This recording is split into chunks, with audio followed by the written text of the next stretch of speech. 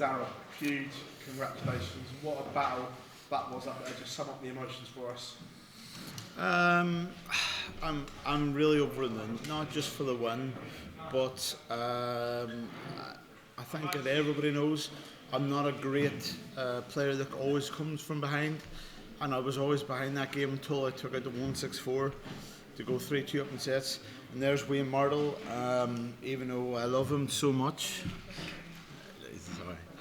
But the 164, yes. And then the first thing it says, don't give away your throw in the next set. And I nearly did. The first goal was terrible, I think. And then after that, I put it together and then took out the last third and double eight or something. But no, very grateful. Take that out and then took out a lovely 130. Whenever Rick probably should have won that leg, all honesty. And then I thought to myself, right, you got the throw now, 2-0 up, don't give it away. And I decided to go, like, I don't know, like that. And went 2-1 up, and then I thought to myself, just hang in there, don't you dare get nervous. And I was slightly nervous at the end, but Ricky still should have made it 2-all in that set. I think 25, did he miss 25? And I thought to myself, if I had treble 16, I put all my focus on the treble 16. I said, if I had treble 16, I'm going to go out wide, I'm going to hit 36. It's not going to be one of them 48 and then try and hope for it. I said, I'm going to go out wide and use the marker instead of trying to come inside and then trying to hit double 9 last start. That'd be a horrendous start. And yeah, over the moon. You talked about the 164 then, obviously a huge finish in the context of the game. Did you feel it zapped the life out of Ricky as well? Because he was obviously in pole position at that point. No, it was one of them ones that I felt like through the game I was there mentally, and then I wasn't there. Whenever I needed a 140, I had a 140, and then whenever all of a sudden I was miles in front, I needed a ton just to steady up and keep myself a big advantage. I just felt like, no, I'm going to have a big 5 or had a big 1.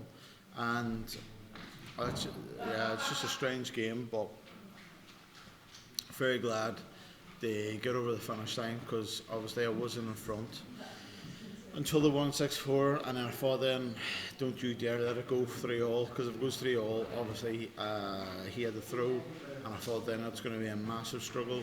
So glad, honestly. And as I said in my interview on the stage, I missed Christmas Eve and I missed Christmas practicing. And for me, that's a lot of practice I missed. Even though it's only 2 hours each day, I just felt like I knocked myself out of a rhythm. And yeah, I've been practicing really hard the last 2 days over in the hill. You've seen a real eye-catching performance and one real gritty performance where you've had to dig deep. Can you put your finger on why they are so contrasting in the two games? No idea, but I just know that the Daryl Gurney of old would have lost that game against Ricky. He would have lost it under pressure. The game against Steve Beaton, nothing against Steve Beaton, but I just felt like I was on it. And whenever you're on it, and not saying like it was easy to beat Steve, but I just felt like whenever I was thrown, it felt like it came easy to me. And then tonight I just felt like I just knew it was a struggle. You can ask Josie every night. She goes to me, she goes, how do you feel? I says, I'm feeling well, but I just don't know how it's going to go. And that game was just a massive weight off my shoulders. And again, CHIZZY up next. Both of you not set the world alight in your games. What are you expecting from that game? I expect CHIZZY to turn up because CHIZZY has played me so many times on TV and he's given me a good beating probably. But he knows that if he doesn't turn up, I'm going to beat him. I feel like I'm in the best form of my life. I feel like he's on the floor the best form of his life, but on TV not so much. But listen, it all comes down to doubles here, there and everywhere. Every set could go 2 each. And if we all hold through, it could go to the end. But yeah, I think CHIZZY is there for the taking. But in every game he's been in against Cammy and Clemens, because I watched it yesterday against Clemens, and he was very clinical on his finishing. So I look forward to that game. But the best thing I'm looking forward to tonight is having some sleep. Many congratulations. Cheers, Phil. Daryl, talk to me about where that reaction came from at the end. It felt like you sort of bottled it up throughout the game and it all came out at the end. Yeah, you're right. I mean, the sets that I threw away, as I say, the fifth set was a massive blow to me. And I've watched the darts. I never usually watch the darts, and I've watched the darts all through this week. And the many sets I see that the game's changed. Somebody's 2-0 up, they miss 2 or 3 darts out of double, and then they lose the set. And that's I shouldn't have lost that set, honestly. I mean, I can't remember how many darts out of double I missed, but I know that whenever I went to the fifth leg, Ricky deserved it. Just relief. I put myself under so much pressure, and whenever I was practicing before the game, even the game started, I was thinking, just make a good game here, kind of thing. Don't embarrass yourself. And I didn't think I was ready. Josie was saying, "Are you all right?" And I'm like, "Yeah, I'm all right." And whereas really, no, I'm crapping myself, because I thought, as I said against Phil, whenever I went to play Steve, I feel like I was on it. I feel like I was ready. Didn't matter what Steve did, I was going to match it, and if I had opportunities, I was going to take them. Whereas this game was totally flip side. I just felt like I was whoever shot at a double between me and Ricky first was going to hit it, and if we did, it was going to be an easy game. If we didn't, it was going to be a 50-50, and 50-50 is more or less how it worked out. Not just a good night for you, a good night for your current World Cup pairs partner in Brendan Dudlin as well, beating Gillian Price. Did you manage to see any of that at all? Well, we watched the whole game, and then Dean Williams, obviously the person that takes us to bull up, and I think at this stage, I can't remember, it was 2-1 to somebody in the final set, and I says, "Dean, can we not leave this bull up day after this game's over?" And then he goes, no, we're going to do it now. He goes, I thought that CHIZZY was going to prolong it and take it to a final set. So it was all right anyway. So me and Ricky went up, and I think we had 5 or 6 25s in a row. And then I went 25, and then Ricky went bull. And then I says, all the best, whatever, all the best to Dean. We turned around and looked, and we seen shaking hands on the stage, on the TV. And we were like, who won? Dean didn't know. I didn't know, Ricky didn't know, and they go, "Oh, Brendan won." I'm like, "Oh, right, okay, that's nice." And then Dean wasn't happy that he missed the end. I wasn't happy that I missed the end, and then Ricky was the same. So we're like, "Who won?" All three of us turned around and asked somebody, and they says, "Oh no, Brendan had tops first start. They won the match." But Brendan's a really hard player to play against. He's so steady, takes it them final clinical last start doubles, and for what I've seen, he deserved to win that game. Fair play to him. But as it says, Hank out there, Teresa was sitting on our table, and me and Brendan had a wee chuck before the game started, and Teresa goes, "This is the winners' table tonight."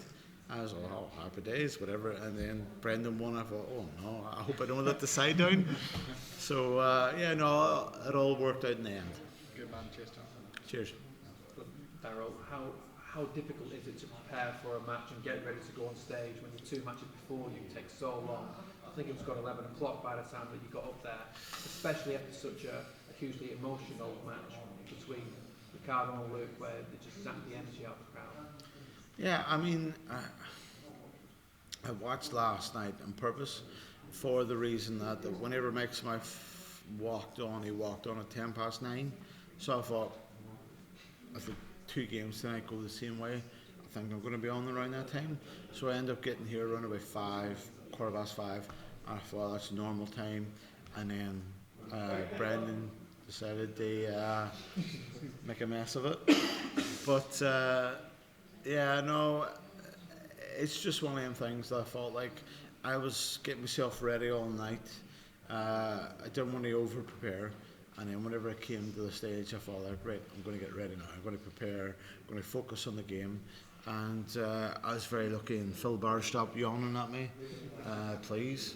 And yeah, no, as I say, it was a very, very tight game, and so happy to get through it. Don't matter should it be against another MDA player, as in Ricky Evans or anybody else in the tournament.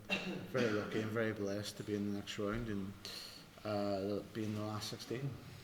There's quite a difference in the rankings, but how close do you feel you are to when you were the world number 3 and in the Premier League? That's a really hard question, in all honesty. I feel like consistently I'm a better player now, and under pressure I'm a better player now. But obviously whenever I'm 26 or 27 in the rankings, it doesn't show my form. Obviously whenever I was number 3 in the world, I felt like I didn't feel like the standard was as good as it is now. But that's just how far the PDC has moved on. Now I'm like playing so much better.